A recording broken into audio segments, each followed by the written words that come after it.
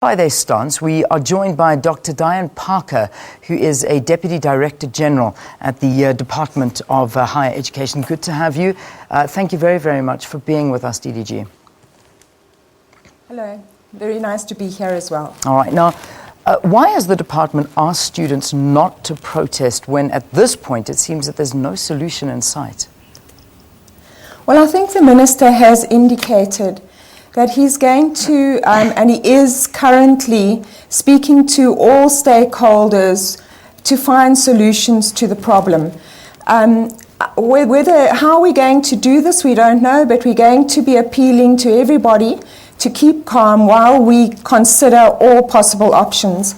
We also really do believe that what we have to do is support poor and middle-class students to ensure that they can go to university, but we can't support a call that all students should get varsity fee.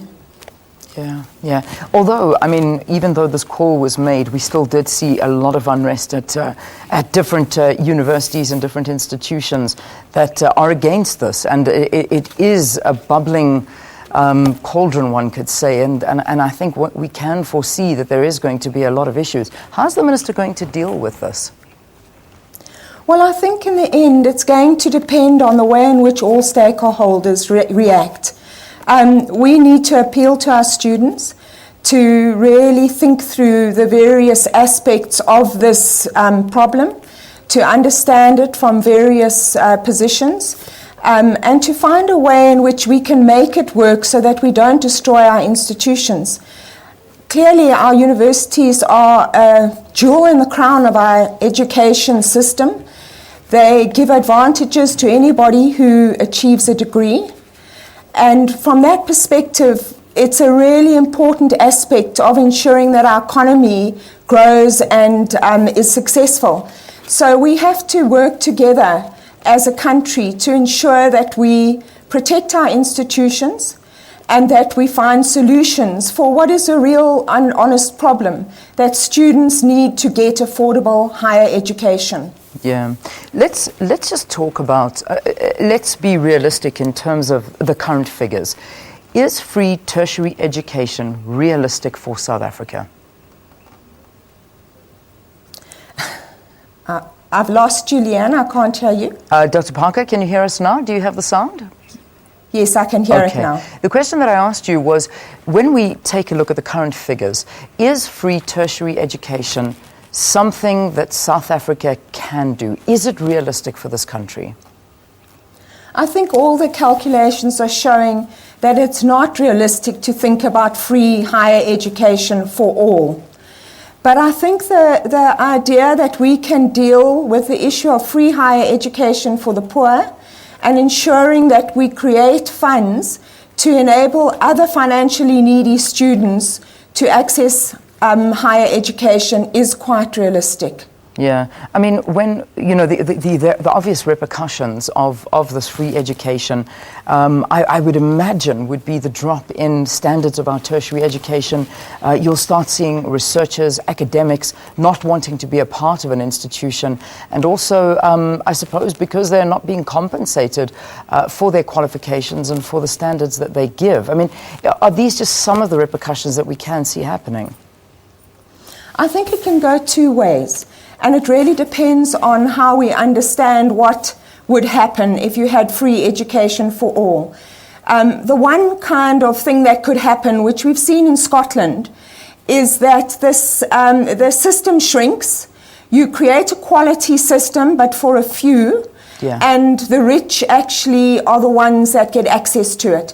So the most economically advantaged are the most educationally advantaged, and because of a competitive system, they get access to a high-quality, small system that is free for all of those who get access.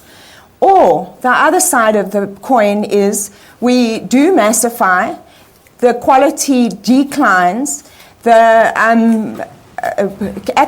good academics leave, and we get a burgeoning private sector, and our wealthier and more educationally advantaged students go overseas and to the private sector. So it's really a very difficult situation that the department finds itself in, and a big decision has to come to. The reality is, and let's end it here, is that students are real, their frustrations are real, and South Africans want an education, and particularly the youth of South Africa, to the point that we've heard threats from student body SASCO that they intend on shutting down all universities nationwide if this fee conversation is not brought, I suppose, to top attention and priority, and their demands are met. What are the contingency plans that the department has in place if this does in fact happen? I think it's government as a whole, and the country as a whole that is involved in this. I think that the threats by SASCO are in a context of not having had the full discussions around what the possibilities might be.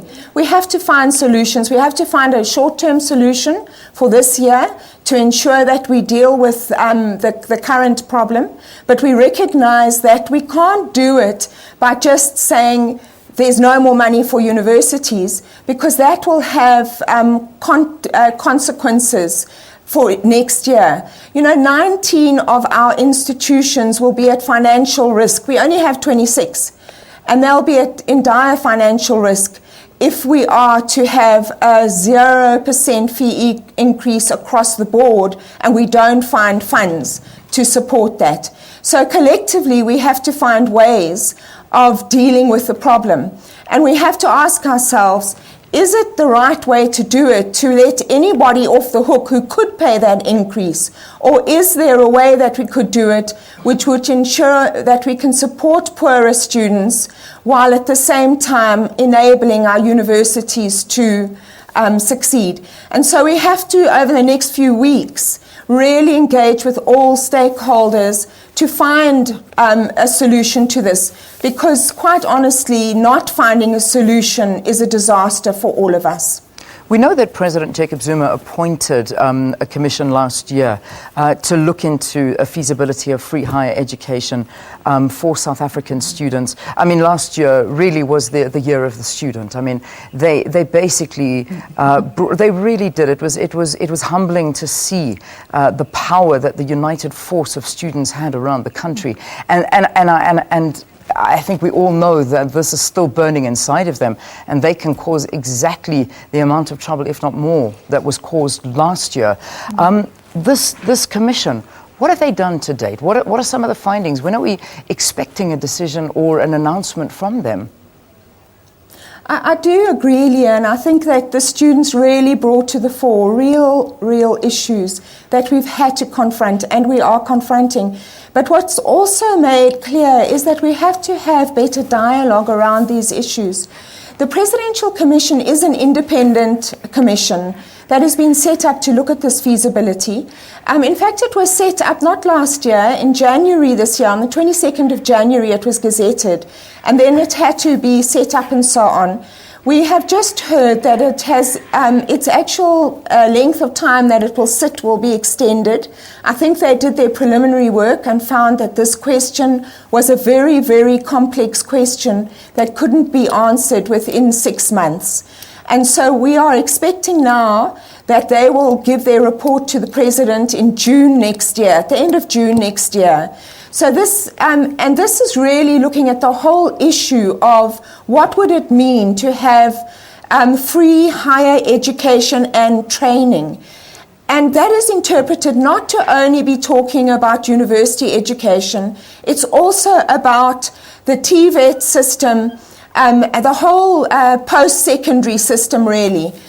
So they are going to be doing their work. We expect a preliminary report in November. And at the moment, they're having hearings. Various departments have gone there, individuals have, as well as different groups, where they are discussing all the various issues and getting all the evidence in order to make their report. Yeah. I think linking that to the current way in which the system works is a mistake. The system at the moment is a fee-paying system, and the status quo remains until some other decision or dispensation is decided on. Let's just, I suppose, wrap up the conversation now and talk about the reality of the financial institutions and one could almost say the dire straits that they're beginning to find themselves in. I was reading a report that came out recently from the Higher Education Department showing that students now, it appears, even those that can afford to pay fees, fewer students are paying tuition fees following the Fees Must Fall protests from last year. It's also saying that the student debt has risen 3.6 billion rand in 2012 to 5.3 billion in 2014. The Treasury has not budgeted for no university fees not going up in the following year. NSFAS is the National Student Financial Aid Scheme. The money owed to that is skyrocketing. This is the reality of what's happening at the moment. And I mean, the money has to come from somewhere. And universities, I imagine with what I've been talking about, are struggling and suffering right now. And that's going to be to the detriment of any student right now. Mm-hmm.